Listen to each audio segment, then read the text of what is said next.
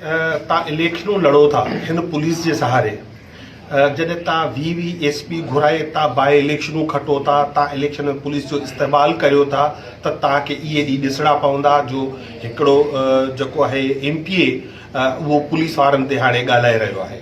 हाणे इहा जेका असीं सम्झूं था त इहा हीअं जी ॻाल्हि नाहे, इहे गुज़िरियल 16, 17, 18 सालनि खां जेको उमरकोट ज़िलो आहे उन में मंशियात जो नालो निशान न मिलंदो हो, हाणे उहो घर घर पहुची रहियो आहे। इहो नशो हर माण्हू खे अवेलेबल आहे ऐं सरे आम अवेलेबल आहे। ऐं हमेशह चवंदो आहियां त इहो सियासी पुठ भराई खां सवाइ इहो मुमकिन न आहे। ही SP त आयो आहे, साल थियो हूंदो, पर ही जेको मंशियात आहे गुज़िरियल 20 सालनि खां हिते विकामजे थी पई ऐं उमरकोट जे हर माण्हू, ज़िले जे हर माण्हू खे ख़बर आहे त इहो मंशियात हितां जा सियासी माण्हू सिधी ऐं अणसिधी तरह खां विकिरो करनि था।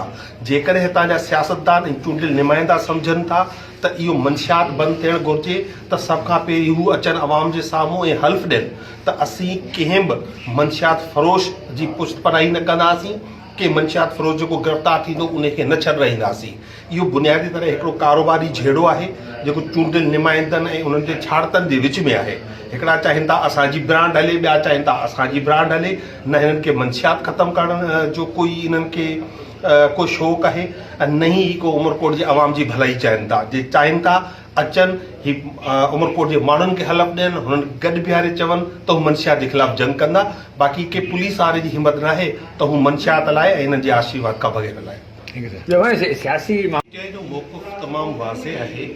जॾहिं खां इमरान ख़ान जी हुकूमत खे हिकु साज़िश जे तहत हटायो वियो, उन खां पोइ पाकिस्तान खे हिकिड़ो मुस्तक़िल बहरान जे वर चाढ़ियो वियो आहे। हिन वक़्तु मुल्क में सूरत हाल इहो आहे, तव्हां बलूचिस्तान वञो त उते तव्हांजा हाईवे बंदि आहिनि, इंटरनेट बंदि आहे, उतां जी तव्हांजूं ट्रेनूं बंदि आहिनि, लॉ एंड ऑर्डर जी सूरत हाल इंतई ख़राबु आहे। तव्हां KP वञो, तव्हां ॾिसो कल्ह बनू में कैडेट कॉलेज ते दहशतगर्दनि हमलो कयो, उते 500 खां वधीक ॿारनि खे उन्हनि जेको होस्टेज बणायो ऐं 4 या 5 जेके आहिनि उते शहादतूं पिणु थियो।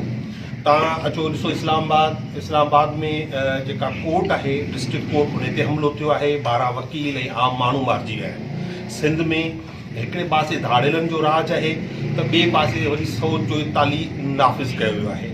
मुल्क हींअर जंगी सूरत हाल में आहे जेको हुकूमत पाण चए थी, पर इन सॼी सूरत हाल में हुकूमत पंहिंजो पाण खे मज़बूत करण लाइ, ज़ाती फ़ाइदा ॾियण लाइ मुस्तक़िल तौर ते आइन में तरमीम करे रही आहे, जेको पर्सन स्पेसिफिक आहिनि। जेको ज़ुल्फ़िकार अली भुट्टो जेको आइन ठाहियो हुयो, अॼु उन जे नवासे जे थ्रू, उन जी पार्टी जे थ्रू उन आइन खे जेको ट्राइकॉमी ऑफ पावर ते जेको मुश्तमिल हो उन खे ख़तमु कयो वियो आहे, जुडिशरी खे ख़तमु कयो वियो आहे।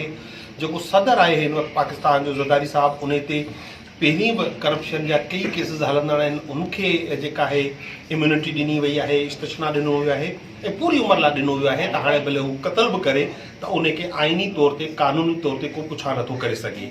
ईअं फील्ड मार्शल खे इस्तिशना ॾिनो वियो आहे। ईअं ई पर्सन स्पेसिफिक जेका आहे अमेंडमेंट उहो जनरल जस्टिस यहिया आफ़रीदी लाइ थी आहे त उनखे चीफ जस्टिस सॼो वेंदो। जस्टिस अमीन दीन जे माना पंहिंजो मिलिट्री कोर्टूं जेके आहिनि उन्हनि खे जाइज़ करार ॾिनो। जे पाकिस्तान तहरीक इंसाफ़ जूं जेके सीटूं हुयूं, मख़सूस निशिस्तूं जेके हुयूं, उहे फुरे हुकूमत जे हवाले कयूं। उनखे ॿुधो आहे त हाणे नई आइनी जेको कोर्ट आहे उन जो चीफ लॻायो वेंदो। इहो सभु कुझु जेको इहो कमु कनि था पिया, इहो इमरान ख़ान जो ख़ौफ़ आहे त हू ईंदो ऐं हिननि चोरनि ऐं लुटेरनि खे न छॾींदो। उन जे बुनियाद ते हीउ सॼो मामिलो जेको थी रहियो आहे। ऐं जेसि ताईं मुल्क में सियासी इस्तेकाम न ईंदो, वोट में जेका मैंडेट खे, जेको अवामी मैंडेट आहे उनखे क़बूल न कयो वेंदो त इहे बहराननि जे वर चढ़ियो रहंदो। आम माण्हुनि जी हालत तमामु ख़राबु आहे। माण्हू गुरबत में ज़िंदगी गुज़ारे रहिया आहिनि। 2 वक़्त खाइण जी मानी कोन्हे।